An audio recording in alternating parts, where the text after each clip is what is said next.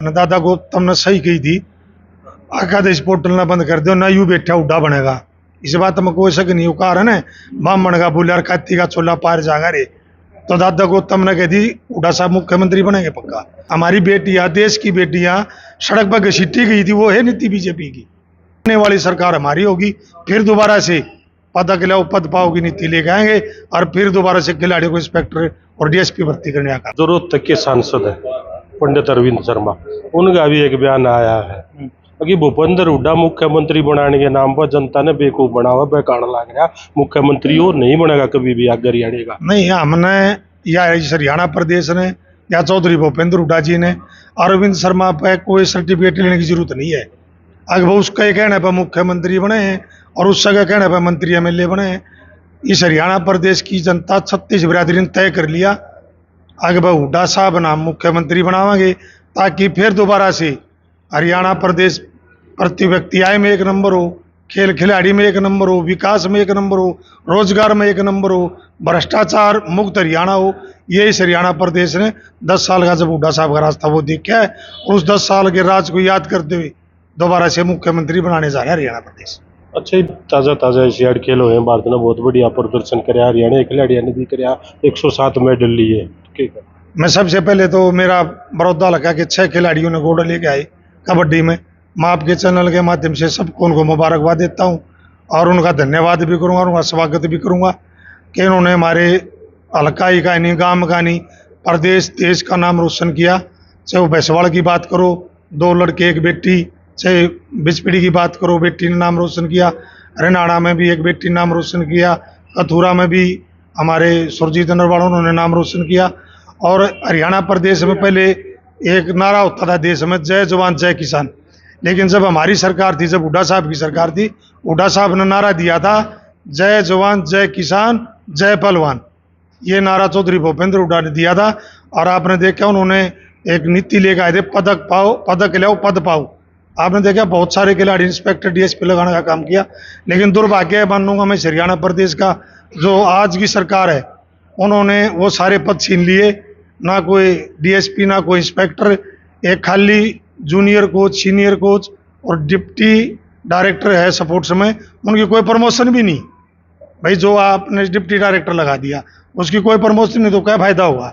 आप junior coach लगाओ, senior coach लगाओ, इनमें क्या फायदा है। मेरा ये मानना है अगर जो बीजेपी की सरकार है, मैं अपने बूढ़े कहा कर दे, अब भैया पूंजीपतियों की सरकार है, बड़े घरानों की सरकार है। आपने पता जो खिलाड़ी देश के प्रदेश के वो एक आम परिवार से हैं, उन्होंने इस आम परिवार का दर्द है कि इनके बालक डीएसपी एसपी ना बन जा, इसलिए उन्होंने ये पदक लाओ पद पाओ की नीति बदली और उन्होंने खुदा लैंड करने का काम किया। लेकिन आने वाली सरकार हमारी होगी, फिर दोबारा से पदक लाओ पद पाओ की नीति लेके आएंगे और फिर दोबारा से खिलाड़ियों को इंस्पेक्टर और डीएसपी भर्ती करने का काम करेंगे। तो बीजेपी के नेता भी दावा कर रहे हैं विधायक जी, अब उन 9 साल से सेंटर में उनकी सरकार है, मोदी सरकार, हरियाणा में खट्टर साहब की सरकार है। अब नीति तो हमारी बढ़िया, जिसमें इतने पदक खिलाड़ी जीत का लान लाग रहे हैं। रही बात स्पोर्ट्स डायरेक्टर लगाने की, तो उनका तो ये डिप्टी डायरेक्टर लगाने की, तो उनका तो ये कहना है जो खिलाड़ी हैं वो आगे खिलाड़ियाँ ना अपनी कोचिंग दे, वो सिखाओ ताकि वो खिलाड़ी भी देश का नाम रोशन करे। तो खिलाड़ी को खिलाड़ियों के साथ ही अटैच उन्होंने करा है। नहीं, कोचों की भर्ती हुए हैं, खिलाड़ी जो कोच का लायक उन्हें कोच ला दो। लेकिन जो असली पद है पदक लाओ पद पाओ, एक अधिकारी अफसर लाना है। इवन उन्हें डिप्टी डायरेक्टर लगा दिया, इन्होंने एक कति खोला लिख दिया उसमें पॉलिसी में, भाई कोई भी की प्रमोशन नहीं होगी। अगर उसकी प्रमोशन होती वो डायरेक्टर भी बनेगा और बड़ा अधिकारी बनेगा, हम इस बात ने भी मान लेंगे। लेकिन जब उसकी कोई बातें नहीं और आपकी इनकी नीति देखी नहीं आपने, इनकी नीति वहाँ अपनी बेटियों के साथ दुष्कर्म कराया इन्होंने ब्रजभूषण ने, और जब वो धरना पे बैठी उनको सड़क पर घसीटने का काम किया। यह है बीजेपी की नीति। बताओ आप, इससे अलग कौन सी नीति है बीजेपी की। हमारी बेटियां, देश की बेटियां सड़क पर घसीटी गई थी, वो है नीति बीजेपी की, और कोई लगाने की नहीं। और जो ये खेलों में पदक ले गए हैं बालक, ये जब चौधरी भूपेंद्र हुड्डा जी ने जो प्रोत्साहन दिया था बच्चों को, एक बड़े बड़े अधिकारी लगाए थे, आम घर परिवार ने भी हो गया था हम अपने बालक को अधिकारी लगवाएंगे। और खेल में किसी को कुश्ती में बाड़ा, किसी को कबड्डी में घुसा, किसी निशानेबाजी में, किसी ने तीरंदाजी में। इस विश्वास पर परिवारों ने अपने बच्चे खेल में डाले थे, लेकिन वो सब उल्टा हो गया। राम कुमार गौतम आपके साथी विधायक हैं, उनने भी एक सरकार बढ़ाओ गंभीरो बात कही थी। अगर जो ये पोर्टल है इसने बंद कर दो ना, यू उड्डा बैठा यू सरकार बनावेगा, तो के लागे है भी पोर्टल तो के नुकसान होगा हरियाणा में किस तरह फिर आगे सरकार बनेगी किस। देखिए पोर्टल की बात करोगे आपने, दादा गौतम ने सही कही थी, आकादेश पोर्टल ना बंद कर दो ना यू बैठा उड्डा बनेगा। इस बात में कोई शक नहीं, वो कारण है बामण का बुलार खाती का चोला पार जागा रे, तो दादा गौतम ने कह दी उड्डा साहब मुख्यमंत्री बनेंगे पक्का। और आपने पोर्टल की बात करी, फैमिली आईडी की बात कर लो आपने, फिर आप यो अक्सतीज पोर्टल शुरू कर दिया।